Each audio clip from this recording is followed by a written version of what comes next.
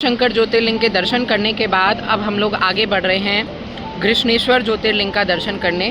जैसा कि आपको मालूम है कि भीमा शंकर ज्योतिर्लिंग 12 ज्योतिर्लिंगों में छठा ज्योतिर्लिंग है और घृष्णेश्वर ज्योतिर्लिंग या घुष्मेश्वर ज्योतिर्लिंग ये हमारे 12वें ज्योतिर्लिंग है। तो सीधे 6 के बाद 12वें ज्योतिर्लिंग का दर्शन करने चल रहे हैं। यहाँ पर जाने के लिए आप जो है सीधे सीधे अभी हम लोग नासिक रोड वाले हाईवे पर हैं, बाईपास से अब सीधे हम लोग जाने वाले हैं संभाजी नगर और वहाँ से हम लोग जाएंगे घृष्णेश्वर ज्योतिर्लिंग। महादेव का अंतिम ज्योतिर्लिंग है जो कि उनका यहाँ पर महाराष्ट्र के संभाजी नगर, जिसे औरंगाबाद कहा जाता है, वहाँ पर स्थापित है। तो अभी थोड़ा सा रुके थे टी ब्रेक के लिए और यहाँ पे बढ़िया से हमने चाय वाय पी और काफ़ी तेज़ धूप है। सुबह बहुत तेज़ ठंडी थी, बिल्कुल कोहरा ही कोहरा था हर तरफ और अभी हर तरफ बस पहाड़ पठार यही सब दिखाई दे रहे हैं और इसी का व्यू लेते हुए खाते पीते हम अपने ज्योतिर्लिंगों की यात्रा पे निकले हैं। इन प्यारे घाटी और वादियों का व्यू लेते हुए और आनंद उठाते हुए अब हम लोग घुष्मेश्वर ज्योतिर्लिंग के दर्शन करने जा रहे हैं। ये नासिक का एरिया धीरे धीरे यहाँ से संभाजी नगर, जिसे औरंगाबाद कहा जाता है, और उधर ही के रास्ते में बहुत ही पथरीले और चट्टान नुमा रास्ते हैं जो कि बहुत ही प्यारे हैं और बहुत मनमोहक हैं। और ये पूरा प्लेन एरिया भी है, साथ में पठार एरिया भी है और एकदम घुमावदार रास्तों का आनंद उठाते हुए अभी दिन में आपको मैं यहाँ का पूरा व्यू अच्छे से दिखा करके अब सीधे हम लोग पहुँच चुके हैं घुष्मेश्वर ज्योतिर्लिंग। लोग आ चुके हैं घृष्णेश्वर ज्योतिर्लिंग जो कि 12 ज्योतिर्लिंगों में अंतिम ज्योतिर्लिंग है और सीधे छठे के बाद 12वें ज्योतिर्लिंग के दर्शन पे हम लोग चल रहे हैं। और अभी आपको जो है आगे दिखाएंगे, मंदिर के शिखर का दर्शन कराएंगे, महादेव का दर्शन कराएंगे, जितना हो सकेगा आपको भी अंदर लेकर चलेंगे। तो आप सब कमेंट्स में हर हर महादेव अभी ही लिख दीजिए। जय श्री महाकाल, जय जय श्री घृष्णेश्वर महादेव। तो बाहर तो हमें लाइन नहीं मिली, लेकिन अंदर यहाँ पर लाइन थी और भक्तगणों की भीड़ भी थी, संख्या भी थी। और इधर हमने भगवान के लिए बिल्वपत्र, पुष्प, गंगा जल आदि ले लिया है, लाइन में लग चुके हैं और अंदर जा रहे हैं महादेव के दर्शन करने।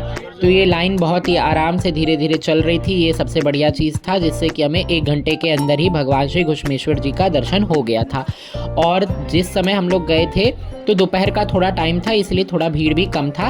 और इधर भगवान का दर्शन करने का एक नियम है कि इधर ऊपर का वस्त्र उतार करके, यानी देह का वस्त्र उतार करके ही सारे पुरुष लोग भगवान का स्पर्श कर सकते हैं। ये नियम अभी भी सिर्फ 2 ज्योतिर्लिंगों में है, एक घुष्मेश्वर ज्योतिर्लिंग और दूसरा नागेश्वर ज्योतिर्लिंग। इन्हीं 2 ज्योतिर्लिंगों में ऐसा नियम आज तक फॉलो हो रहा है। महादेव के 12वें ज्योतिर्लिंग घृष्णेश्वर ज्योतिर्लिंग का आप सभी शिखर का दर्शन कर रहे हैं। अभी मैंने बहुत ही अच्छा और बहुत ही स्पर्श, बहुत ही पावन और अद्भुत दर्शन किया। भगवान को स्पर्श करके पूरा सर रख के उनको प्रणाम किया है, दंडवत प्रणाम किया है, बहुत अच्छे से अनुभव रहा। तो आप सब दर्शन कर लीजिए महादेव के शिखर का। यही है घृष्णेश्वर ज्योतिर्लिंग जो कि 12 ज्योतिर्लिंगों में सबसे अंतिम में आता है और महादेव की अहेतुकी कृपा है जो यहाँ पर ये विराजमान है। रास्ते में हम सब थोड़ा सा टी ब्रेक के लिए रुके और यहाँ पर महाराष्ट्र की भूमि पर हैं तो वड़ा पाव एंजॉय ना करें, ऐसा हो सकता है क्या? तो वड़ा पाव खा रहे हैं सभी लोग, आप लोग भी वड़ा पाव एंजॉय करिए हमारे साथ। और अब फिर निकलते हैं त्र्यंबकेश्वर ज्योतिर्लिंग के लिए। तो महाराष्ट्र के अब अंतिम और सबसे दिव्य ज्योतिर्लिंग का दर्शन करने आ चुके हैं त्र्यंबक महाराज त्र्यंबकेश्वर के दरबार में। और आज एक दिन में ही तीनों ज्योतिर्लिंगों का दिव्य दर्शन हो रहा है, ये बड़ा ही सौभाग्य का बात है। तो मंदिर परिसर में आ चुके हैं, ये आप देख सकते हैं। और अभी रात हो चुकी है तो यहाँ का थोड़ा दृश्य, क्योंकि ये पूरा सह्याद्री पर्वतों के बीच में स्थापित है और महादेव शंकर का दिव्य स्वरूप विराजमान है। त्र्यंबक महाराज यानी ब्रह्मा विष्णु महेश और जो महामृत्युंजय मंत्र है उसकी उत्पत्ति और उद्गम स्थल यही है। गौतम मुनि ने यहाँ भगवान श्री महादेव को विराजमान किया है। तो चलते हैं आप सबको त्र्यंबकेश्वर के दर्शन करवाने, महादेव के मंदिर का दर्शन करवाने। हर हर महादेव। त्र्यंबकेश्वर महादेव के दर्शन करिए। जब हम गए तो उस समय भगवान का संध्या आरती हो रहा था। 8:30 बज रहे हैं और हम लोग भाग भाग के जा रहे हैं श्री भगवान त्र्यंबक राज के दर्शन करने। और अब जल्दी जल्दी से चल रहे हैं।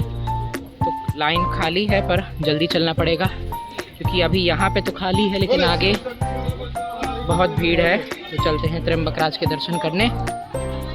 जय जय श्री महादेव, जय जय श्री महाकाल।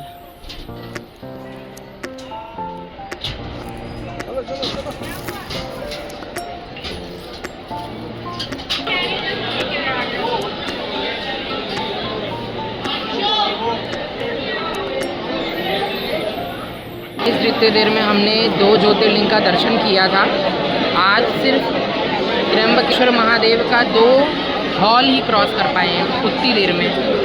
और इतनी ज़्यादा रश है, इतनी ज़्यादा भीड़ है भगवान के भक्तों के। रात के 10 बज रहे हैं लेकिन अभी भी भक्तों की कोई कमी नहीं है। हम भी लाइन में लगे हैं, हम भी निष्ठावान हैं, भगवान का दर्शन करके ही घर जाएंगे।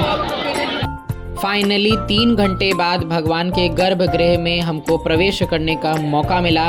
रात के 11 बज रहे हैं और महादेव के गर्भगृह से होते हुए नंदी मंडपम से भगवान के दर्शन करने आद्य ज्योतिर्लिंग भगवान त्र्यंबक के धाम को हम पहुंच गए।